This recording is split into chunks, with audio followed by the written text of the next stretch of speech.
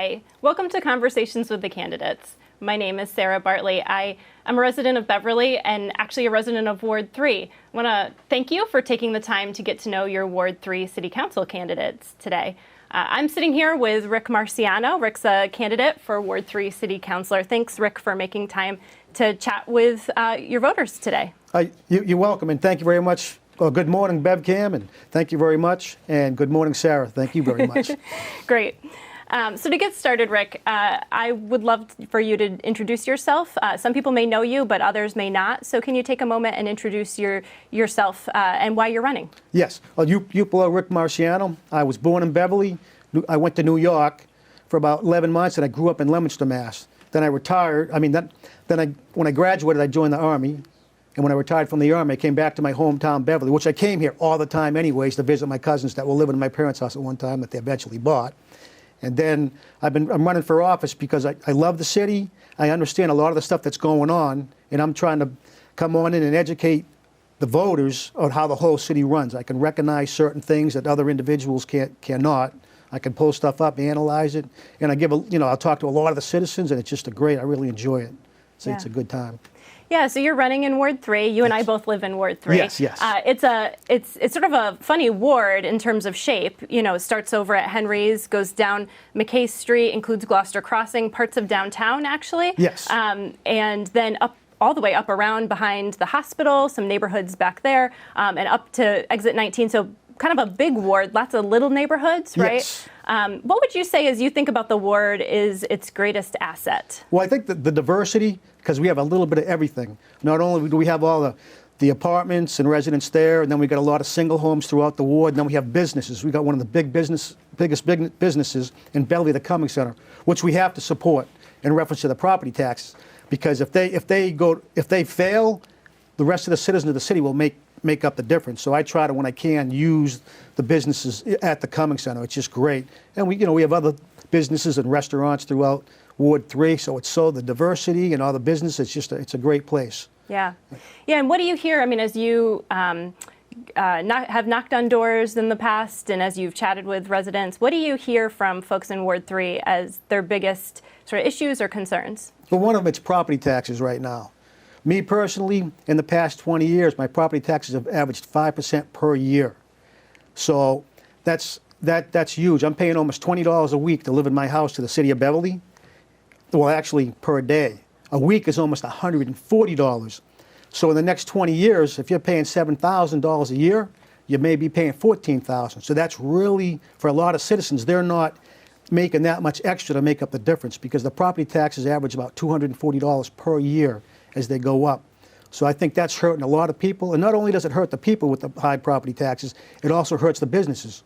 Because when you take 240, well, it's actually over, for me, in the past 2 years, and 2019 and 2020, my property taxes went up over $1,300. So that's $1,300 more dollars that do not go into the economy. Mm-hmm. The city may get it, but in the long run, it's going to hurt, little by little, it's going to hurt all the businesses also, and we need them to thrive. So property taxes was one of the biggest issues that people are now really starting to recognize that.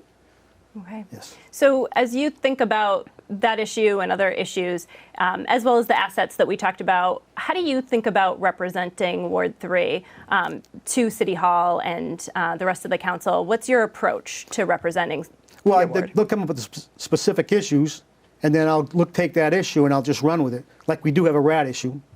So there's a lot of communities within Ward 3 that have rats.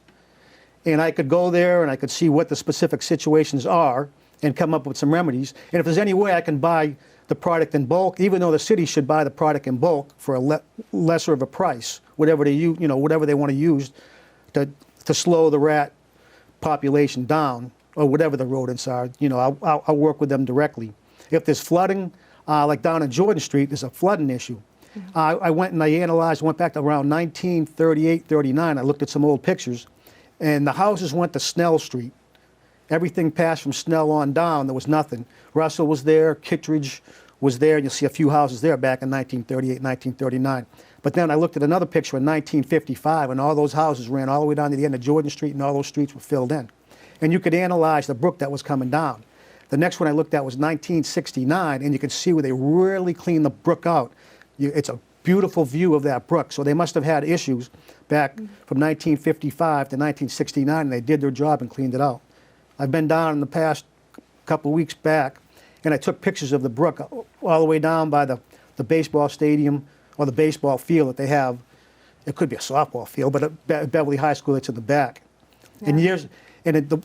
The one I seen in 1938, 1939, you'll see Snell Street, you'll see a path that runs across the brook, and you'll see two large ponds that were sitting there. Well, those ponds have been since filled in. And I don't know how much soil was added to the field itself, so that may have brought the level up that would hold more water in the past also. And there's a drain now that comes out of the brook from that field, it appears, and it drains right into that brook too. So that a lot of that water's coming in quicker. Yeah. Yeah. So you've already brought up a handful of issues that residents have raised. What would be what's your approach to sort of representing those concerns? If you are elected and are sitting on the council, what's your approach to representing people to the council and to City Hall more broadly? Well, I might talk to them about the certain situations. We'll say with the brook. You know, I got to go to the Conservation Commission and say, hey, what can I do in this brook where I can personally go down and some of the neighbors where I can cut up some of that brush, because you can see some of the choke points where I can physically do something there, because the city, they're doing a lot of stuff right now, we're short on money. That's part of it too, but that's another why we're short. But go down there and I will help cut that out, coordinate with public services where we can take all the debris, set it in one place in the street, and then they can come down and pick it up from there. So we'll try to work together is what we'll do, because if we don't work together, with the way things are right now, it's just tough. Yeah. And how do you think about making that sort of conversation two-way, right? So I think about you bringing the concerns of residents to City Hall. How do you think about making that a two-way conversation more often when we have issues like this? How would you sort of help make those conversations back and forth? Well, talk to the citizens and then go back to the public services, talk to Conservation Commission. Can I do that? What can I do? What can I not do? So I'll try to work with everybody, and then if I cannot do certain things, then I'll go back to the citizens saying this, we can't do this and that. But I want to see it in writing. I don't like someone coming out and telling me to do something, but it's not in writing. And I expect the same thing from me. People, when they get to know me, they can ask me anything they want. Personal things, it doesn't make a difference to me. So I'm that type of individual too. Yeah. I can go with the flow and try to work with them. And if you disagree. I love that, because I want to know why and how you analyze it and where you're getting your information. It's just great. Right. So while we're on the topic of engaging with residents in Ward 3, one of the things I've noticed over as long as I've been voting in Ward 3 is we have kind of relatively low voter turnout. Wonder what your thoughts are about why that is and what you might do if elected to try to encourage more participation. Part of it was some individuals I talked to, they said that even if you get elected, the way that the council's set up now, the majority is going to go the other way. But other individuals say, we want you there, because you're going to tell it like it is, you're going to be honest, you're not going to hold back on certain things, and you're going to make the citizens aware of what's going on. Where the other ones, they don't do that, but some of them have given up in reference to your question. And part of the current situation with the country right now with politics, a lot of them say that, I'm knocking on a door, and they'll say, I don't even want to get involved. They want nothing to do with politics. But in the past, part of it is, I think we've lost the sense of voting, like going out, that it's the American way to go out and vote. That's been lost, I don't know, within the school system or somewhere, it's lost right now, and people may not feel that their vote doesn't count. And even if you don't like the candidates, because someone said, like two old grumpy men running for Ward 3. That was pretty funny, but it said, even if you don't want to vote for either one of the two grumpy men, and we did have the young lady, Naisha, but even if you don't want to vote for any of them, you just go in, you cast your ballot. So it shows you were there, even though you did not decide. But you still could decide for mayor, but you couldn't decide the other way. Yeah. But and then a lot of people coming from the apartments and stuff, the building up and all the apartments, they're just getting here and they don't know who is who. And rather, some of them are smart in a way, rather than just going out and listening to what their friend says, they want to have time to go look the candidate up to see what they can find. Because you can always just type my name in, and you'll bring up past interviews that I've had in the past. Not that I'm a good interviewer, but I try my best. So what do you think the City Council can do to try to maybe get to know more of those new residents in Beverly? What some individuals do is they go to Salem Deeds and they look up all the houses that have been bought in Beverly, the new houses. And then you go out to those houses and you meet the new individuals that have shown up. That's one of the things they can do also. But it's on Sonning Road, I think it's October 17th. I just got the email yesterday. But from 12:45 to 4 o'clock, they're going to have like a neighborhood meeting.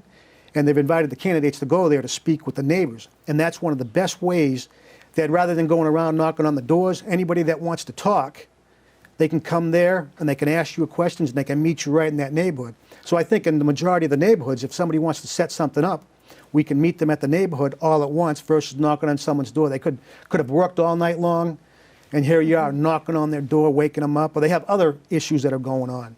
You know, so I think that I like it to where the neighborhoods get together at a certain time, talk with the candidates, and we fit times in, and we show up in each individual neighborhood, and then we're direct, and we can know that we'll get to learn the specific neighborhood. Yeah. So I think that's a good way. Yeah, so speaking of issues of concern to Ward 3 residents, just earlier this month, the Salem News reported that Varian is still exploring different possibilities for cleaning up the decades-long soil and groundwater contamination that really does stretch across much of Ward 3. So, you know, I wonder if elected as Ward 3 city councilor, how would you approach involvement in that issue in particular? Well, they have the Voices of Concern, North Beverly, and I was just invited to that, you know, about a month ago. So part of that is you can listen to some of the tapes, see what's going on. That's part of it there. The other thing is like right down on Jordan Street, that water flows directly from there also. So they may, when they did the last test, there was a lot more water saturation, so the test didn't come out as high. But as that water evaporates, there may be a difference. But one of the things is as long as it still exists, they have to continuously do testing, no matter what, if it's there. And I'm not sure what the date is, you know, how often they should do it. But what they can do is like Woburn, they had a big problem with pollution there. They contaminated a lot of and you can actually, they've got videos when you can see graphs that show how it's spreading, how it's going further and further. Well, we should analyze kind of, they may have already done that, but you analyze a community that has already faced that, and you don't reinvent the wheel. You look at how they're mandated to do this test, when and however they're doing it. You can learn off of the other communities, and that's one of the ways we can do it, is by studying someone else with the exact same problem, and we'll get a lot of the answers from them, plus our new answers, and we all work together. And I think that's one of the ways that, you know, we can do a better job. But they've been fighting this for years. Yeah, and what role do you think the city councilor has in that particular issue? Well, doing the analyzing and providing the information to the individuals or to the citizens that are having that problem. You bring that down there and you show them. Well, same thing with Voices of Concern. You can send a message in there with those other sites down there. I haven't looked up Woburn in years to see what their situation was, and there's other cities also, because even a lot of citizens don't know that Wenham Lake is polluted also. Females of childbearing age cannot eat any fish out of there. The average citizen can have one fish per week. You can't eat any of the eels. And just knowing that, it's like, even though we got good filter systems, but that's a lot of, you know, that has to be checked also. With that is being tested, and they're given, you know, we get a pamphlet, but we're not getting a pamphlet annually, or we'll say every quarter in reference to the variant, you know, with what they have right there. And I'm also worried they're gonna heat the water up. It may be 200 degrees. I've never tested that to see if there's any fumes or vapors that come out of that. They may have to I'm sure they will, but take precautions with that also. I hope that works, but. Yeah, it's helpful to hear your views on that. So one of the things you've already brought up is the housing diversity in Ward 3, the apartments, the single-family homes, quite a bit of housing diversity in Ward 3. I think housing certainly is an issue statewide, how Massachusetts can provide housing to all of its residents that meets their needs. And I think obviously local municipalities, it's a big topic for us as we think about our role in housing development. So I wonder if you could speak to housing development in the city of Beverly. How much, where, what kind, what are your thoughts? Well, we're already seeing the impact of all the development that we have right now. Parking is a huge issue right now, even though they may come out and say, we're going to do this, we're going to do that, we're going to put lights in. Well, if you got a 10-pound bag of rocks and you got 5-pound bag of rocks, but you want to put the 10 pounds in the 5-pound bag, you can put all the street lights you want in there. It's not going to work. because every extra car is another 20 feet. And people right now, both parents have to work, the majority of both parents have to work to pay their mortgage on their house. It's not like years ago. So now we're putting more vehicles out on the street right now. A lot of people don't want to use public transportation right now because they want to basically drive their cars. So that's part of it too. And as technology goes further and further, a lot of citizens are working from their homes. They may no longer be even using the public transportation. And that's part of the reason, besides the pensions, that basically is taking a lot of money out of the MBTA, but that's a lot of people staying home now and not using the public transportation system because the roads to go into Boston, that's a nightmare in the morning. Yeah. So what would you say, Rick, is the kind of development we should pursue then, given those issues? How much development should Beverly do, and what kind? Well, I want to see senior housing because that's going to be catastrophic. I'm pretty much a senior right now, but the population of the seniors is it's catastrophic right now. They've got a waiting list, 2, 3, 4. Some communities could be 7 years. So that's for seniors. We need to figure out we can build some nice buildings and put the seniors in there. That may open up some single residents because of the property taxes. It's hurting them right now. The other thing is with senior citizens right now, it was a $500. We'll call it a circuit breaker. It went to $1,000. But in the past few years, property taxes have gone up over $500 per average senior citizen. So I want to bring that to $1,500 for a circuit breaker. We used to have only 40 citizens. I'm not, less than 40. I'm not sure what the number is right now, but that's something I would like to see. There's not many more places we can build right now, even though they want to rezone down at borders Ward 3, it's part of Ward 2, and it borders Ward 1, down where the old bowler mat was, all the way down to the national grid. But they want to redevelop a lot of that. And the developer that just bought the bowler mat property, $5.5 million, wants to put 175 units. I mean, in this city, I want citizens that want to have gardens to self-sustain themselves. I want them to, when they're watering their garden, not pay for the sewer. So I want to deduct water meters. And they're talking about we may not have enough water. It's like if you want to add 175 units and all this other, overgrowth, why can't the citizens who want to have their own garden, why can't they have the deduct water meter? And I'll put some regulations in there, how much you can use, your size of your property, this is how much, so we have something there so it's just not freely flowing. Yeah. So, but like senior citizens, that's one of the biggest things. And when they move out of their homes, then other citizens, there'll be some homes for them. Same thing is some of the senior housing we have, if they build a whole new complex, we can take those seniors out of those complexes, refurbish them, and then we can put other individuals that may use those also. So that'll open it up from one way to the other. Yeah, so you've mentioned already senior housing. Yes.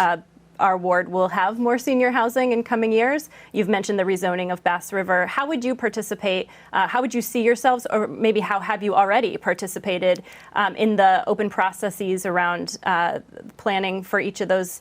How have you participated, and how would you plan to participate as a Ward 3 City Councilor? Well, I would listen to what the citizens, what they're talking about within those specific areas, and I would take that. And that would help me to run with it, take some of there, because they're the ones that they're at ground zero in these neighborhoods. You could see when someone will show up, I don't know where they're from, and say, oh, the parking's no problem. Whenever I show up, the parking's right there. And I'm thinking, well, whenever I show up and a lot of the other neighbors show up, the parking is not there. And these neighbors will be like laughing when someone comes out and they say that, because they see what's going on. The parking is probably one of the biggest issues. The bowler mat, they have all the softball games there. The YMC has the basketball games. You see cars parked up on the sidewalk. Well, imagine 175 units piled up over there where the bowler mat property is. And where all that parking that's there, that's just going to be, that's a huge, huge issue right now. All right. Well, let's change gears just a little bit. Okay. So the City of Beverly has, over the last year or two, really raised, I think, the conversation about racial equity and justice, number of different community conversations. I think one of the things as I reflect on those conversations that certainly I've taken away is the need for racial equity and justice to be not just the work of sort of one or two people in the city, but shared by everyone. So I'm curious, as you think about our ward and you think about that issue, What's one thing you've been involved in to extend the work of racial equity in your own life? What's one thing that you've been involved in? In reference to, I don't know, I was born with my family, you never counted this amount of people, you never counted that amount. We were just all Americans. My great-grandfather, when he came over from Italy, over in Topsfield, he could not buy a house because he was Italian. So we had to go through a middle person to buy that property. So there's so many, I don't know, in Beverly, my cousins and my relatives, my aunts and my uncles, everybody, and my friends, if they see any incidents, they're not going to stand for it. I wouldn't stand for it. So in the city of Beverly, I haven't seen that, and if I did, I wouldn't stand for it. So how to improve it? If you see it, then you say something, or you correct that person and say, hey, you may have, but you want to understand that individual too. Why do you feel like that?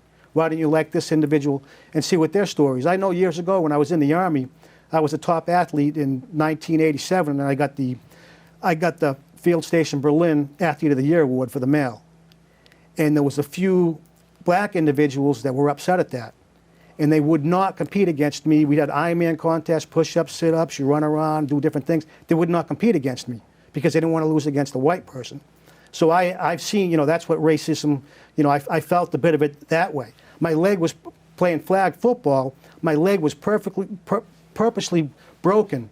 I was standing there with safety, and the individual flew through the air and it bounced right off my leg and broke my leg. And that took me out for the sports, for a little while or whatever. But that was racism right there. And the thing is those were maybe 6 or 7 individuals in the unit. That's not the whole culture. You can't blame everybody, and that's what I don't want to see. Mm-hmm. So I want to see, like I said, my family, relatives, friends. We won't put up with it. We see any of that, it's not going to happen. And you don't count people. We have so many of this, so many of that. You just welcome everybody, and that's how my whole family, my father and my mother was. They loved everybody, and we never seen that. That's why when I see certain individuals coming out and saying that, unfortunately, it just hurts. Yeah, it does. Because I don't see what they're talking about here. Other places, it is in other places you can go to. I know that, but that's not Beverly, Beverly at all. And do you think the city council has a role in addressing that citywide? If they see specific issues and the evidence is actually there that they can connect the dots, definitely, because there's certain places in Beverly, we got walkways we used to have years ago, all the walkways have disappeared. Certain individual, I'm sure down at Rice Beach years ago, there might have been some individuals down there, and you see them next thing you know, the cops are called because they see them down there. That maybe that's something, but I don't want to see any of that. Yeah. So let's change gears again. So yes. Beverly's a coastal community, and obviously climate change may affect us in ways sooner than maybe more inland communities. We're certainly really aware of that here in Beverly. We've taken some steps as a community to plan for coastal resilience. Do you think we've taken the right steps? Have we done enough? What more do you think we should be doing? We need to study the earth a little bit and see what's taking place right now. Years back in the 1970s, they had documentaries. You hear the wind blow, we're all going to freeze to death. And my father's like, nah, the earth is always changing. It's going to do what it's going to do. And so there's, with what I see is we need to study the oceans, what's flowing, and we need to pre-anticipate what's going on. So right now, the earth is definitely going through a change. I can't say that it's us, because the average person, I remember back in the 70s also, someone would say like, well, what's the air made up of? I think the percentages were different in those days, but the air, you know what the air is made up of? And the average person does not know. The air is made up of 78% nitrogen. So that's part of the reason some of the volcanoes are, if there's not enough in there. And it's also made up of 21% of oxygen. And what's that come out to? 99%. And there's only 1% left. And I remember those years ago, somebody said the 1% was communist. But I didn't understand what they were talking about. But now that I'm thinking about the 1%, what it's kind of made up of, it's some of that. It is, years ago, in the National River, where I grew up in Leominster, the river was a different color every day. So by change, EPA going in there, they changed all that. The water's beautiful. Everything's nice now. They needed to do that. There's no doubt about that. So this country has come a long way, So I think we're doing the best we can. But there's a certain point that you got to just be smart about what you're doing and not destroy, all the economies or whatever. My father, he ran a plastic shop in Leominster, but then he became he managed his own plastic shop, and they used to continuously run water through those machines to keep them cool. Well, eventually he put a big tank up in the attic of the building, and that's where the water flowed through that, and it went into the tank, and they didn't have to waste all that water. So that was another way that businesses, and that's legit. Then he's saving money on water also without, wasting it. Yeah. So we look at the situation and we just do the best we can. And then the flood wise, we got to make sure that whatever's being built now, mitigation, that we keep up and we keep ahead of that with mitigation so the homes are not being flooded. Okay.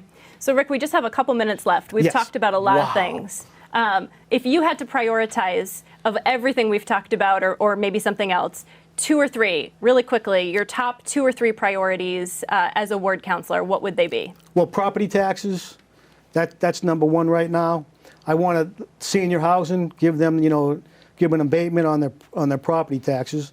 And then in reference to the rats, we have the flooding and the North Beverly voice of concern. That's more than 3, but those are all key issues. And that's not many, even though there's a lot more other specific issues that need to be taken care of. But those are, those are your top. Yeah, I want to, I can handle 6, but there's going to be a lot more than that. All right. So Rick, we've talked about priorities. We've talked about your views. I want to hear a little bit about you. What specific experiences and maybe values that you have that you think you bring to the council that are unique to you? Well, I can analyze and look up a lot of different information. So if someone has a specific question, I can go through a lot of the old city records. I can go through pictures. I got to do the contour lines on the map to see where the field is, if that was a lot lower and they brought it up too high. But I can go, like I said, I can go out and I can find the information and I can resource it, and the average person cannot do that. I can go on this Beverly GIS. You can look your house up. The past 20, 21 years, you can see your valuations for your house every year, because my property taxes might have gone up 100% in 20 years. Some of my other neighbors, they're worse off than me right now. So, but same thing with the deeds. I can look up deeds on property. I can find out if there's an easement going through there, find as much information as I can. Same thing with filled title lands. That's a key thing. Any filled title land, that's Chapter 91. The city, we have the right to walk over that property. That's throughout Beverly, even though some of it's been taken away. It hasn't been kept. People, if you don't know it's there, it disappears. Yeah. It's like we have a walkway on Brackenbury Beach, hundreds of feet. It was the ancient highway. That's all abused right now, putting fences there, and and no one's done nothing all these years, even our government. So that's depriving the average citizen, no matter who you are, to walk down. So I know how to analyze all that stuff up. And like I said, I'll resource other avenues. If that's what the situation is, you find out who else is having that problem so you don't reinvent the wheel.